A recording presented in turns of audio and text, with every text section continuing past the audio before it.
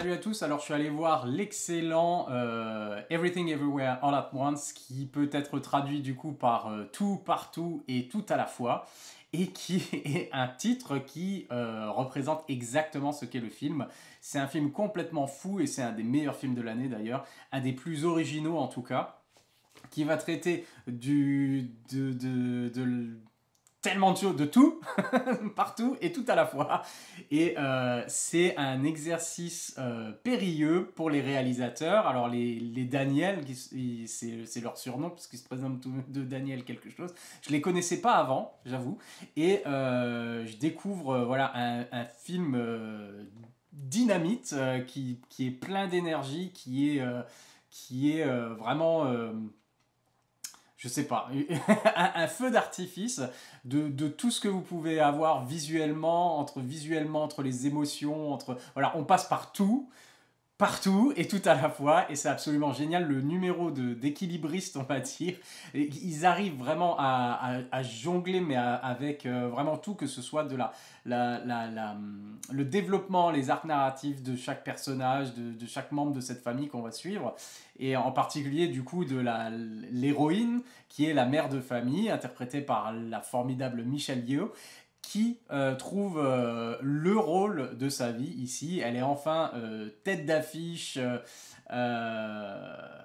Tout le film est sur, on va dire, elle porte tout le film sur ses épaules. Elle est quasiment à l'écran pendant l'intégralité des 2 heures, 2h10, je crois. Il est assez long, le film. Et du coup, elle nous fait vivre cette aventure complètement folle, complètement qui part dans tous les sens à travers le concept du multivers.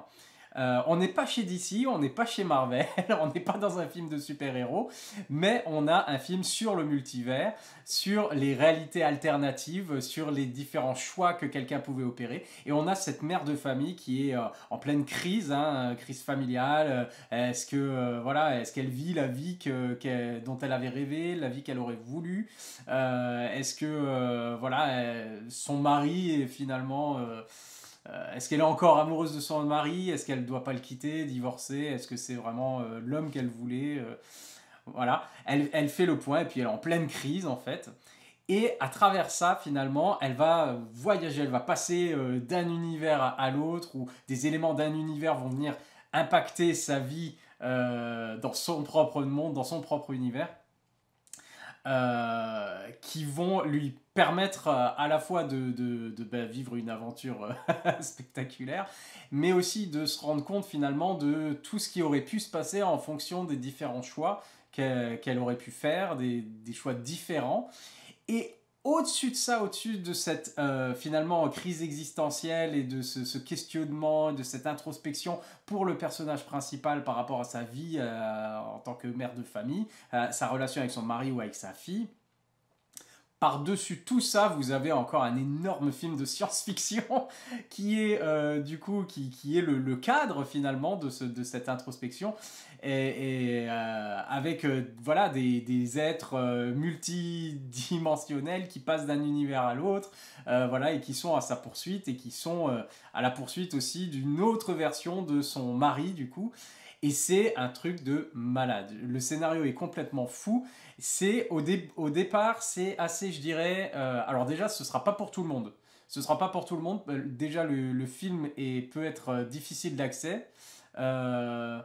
Et également un peu long du coup pour certaines personnes qui finiraient par se lasser peut-être de cette surcharge voilà, d'informations et de développement au fur et à mesure. Alors moi j'ai beaucoup aimé, j'ai trouvé quand même qu'il y avait des petites longueurs. C'est vraiment, comme le titre l'indique encore une fois, ils ont vraiment tout mis dedans. Je ne sais pas si ils avaient prévu, il y a eu des scènes coupées ou qu'ils avaient une version plus longue à un moment du film, mais c'est déjà, je veux dire, ça dépasse les 2 heures, ou alors c'est pas loin de dépasser les 2 heures en tout cas, et c'est un rythme effréné. Et du coup, c'est peut-être là que il risque de perdre certaines personnes. Moi, j'ai trouvé que s'il y avait des petites longueurs par moment, mais c'est rien comparé au plaisir, je veux dire, de voir un film juste original, où se mêle vraiment tout, que ce soit le drame, la comédie, la science-fiction, le fantastique, Il y a tout un côté méta aussi, puisque ça va sur différents niveaux de réalité à travers ce voyage multiversel. Et des chorégraphies, les scènes d'action, les chorégraphies de combat sont vraiment excellentes. Le casting est génial, Michelle Yeoh est franchement formidable. Ben, on n'en doutait pas parce qu'on la connaît bien quand même. Et là, c'est vraiment, ça fait plaisir de la voir avoir un rôle à sa démesure finalement, à cette athlète aussi des arts martiaux, à cette spécialiste des chorégraphies de combat, super badass. Et on retrouve aussi Jonathan Ke Quan, qui est qu'on n'avait pas vu depuis très longtemps au cinéma, qui est finalement signe également le retour de cet acteur qu'on avait découvert alors qu'il était enfant dans les années 80 dans les Goonies ou dans Indiana Jones, le Temple Maudit, puisque c'était 2001, ou alors Data dans les Goonies, et qui nous revient ici, mais vraiment en forme. Il a toujours la même, on va dire, énergie qu'il avait quand il était gosse dans les films des années 80.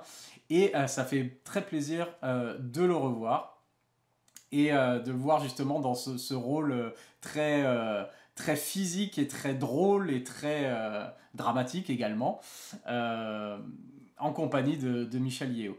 Et du coup, voilà, je ne vais pas balancer tout ce qui se passe dans le film parce que déjà, pas de spoiler, et de deux, ce serait impossible tellement il se passe tout dans ce film, partout et tout à la fois. Mais je peux que recommander ce film de divertissement qui est peut-être le meilleur film de divertissement de l'année, en tout cas le plus original.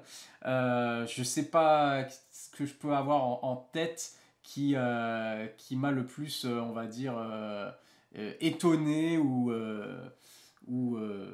voilà, où je savais pas vraiment à quoi m'attendre et finalement c'était tiens, prends ça dans ta gueule. Ça fait un peu l'équivalent, si je devais donner une équivalence, ça me rappelle un petit peu Mad Max Fury Road, quand Mad Max Fury Road est sorti, où on ne s'attendait pas au spectacle qu'on nous balançait dans les rétines. Et là, c'est la même chose.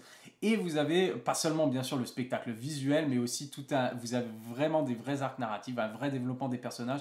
Et c'est une histoire qui est à la fois qui peut être complètement absurde, où on se dit que c'est n'importe quoi, qui peut être très drôle, où on rit vraiment beaucoup sur certains gags, et une histoire très touchante justement sur la relation familiale entre justement cette mère de famille en crise, sa fille, son mari. Et j'ai trouvé que c'était vraiment formidable. Visuellement, c'est une claque.